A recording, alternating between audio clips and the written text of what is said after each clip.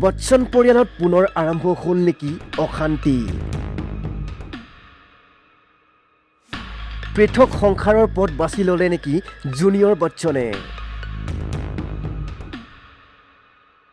মাতৃ জয়া বচ্চনক উপেক্ষা কৰি ডাঙৰ সিদ্ধান্ত অভিষেকৰ ঐশ্বৰ্যৰ বাবেই পৰিয়াল এৰিব নেকি অভিষেক বচ্চনে জীৱনৰ সবাতোকৈ কঠোৰ সিদ্ধান্তটো লৈ পেলালে অভিষেক বচ্চনে শেষত অভিষেকে অমান্য কৰিলে মাতৃৰ বাক্য মাতৃৰ কথা নুশুনি পত্নী ঐশ্বৰ্য ৰায় বচ্চনৰ সৈতে জীৱনৰ অৱশিষ্ট সময় কটাবলৈ অভিষেকে সিদ্ধান্ত ল'লে ইমান দিনে পিতৃ অমিতাভ বচ্চনৰ কথা শুনি সংসাৰখনত আউল লগাইছিল অভিষেকে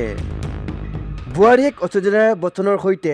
অমিতাভ আৰু জয়া বচ্চনৰ মনোমালিন্যই তেওঁৰ দাম্পত্য জীৱন অসুখী কৰি পেলাইছিল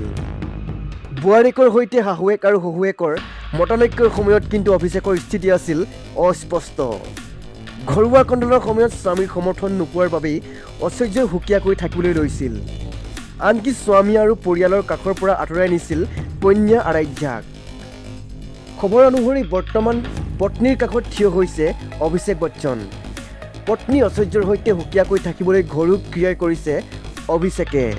মুঠ প্ৰায় 20 কোটি টকাত মুম্বাইৰ নতুনকৈ ফ্লেট ক্ৰয় কৰিছে জুনিয়ৰ বচ্চনে পিতৃ মাতৃৰ পৰা আঁতৰি শীঘ্ৰে পত্নী ঐশ্বৰ্য ৰায় বচ্চন আৰু কন্যা আৰাধ্যৰ সৈতে আৰম্ভ কৰিব সংসাৰৰ দ্বিতীয় ইনিংছ অভিষেক বচ্চনে এই খবৰৰ পিছতেই সামাজিক মাধ্যমত নানা ধৰণৰ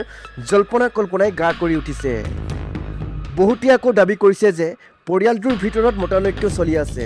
আনহাতে বহু অনুৰাগীয়ে এই ধৰণৰ খবৰক কেৱল উৰা বাতৰি বুলিও মন্তব্য কৰিছে নিউজ ডেস্ক ৰিপৰ্ট ডিজিটেল বাৰ্তা 8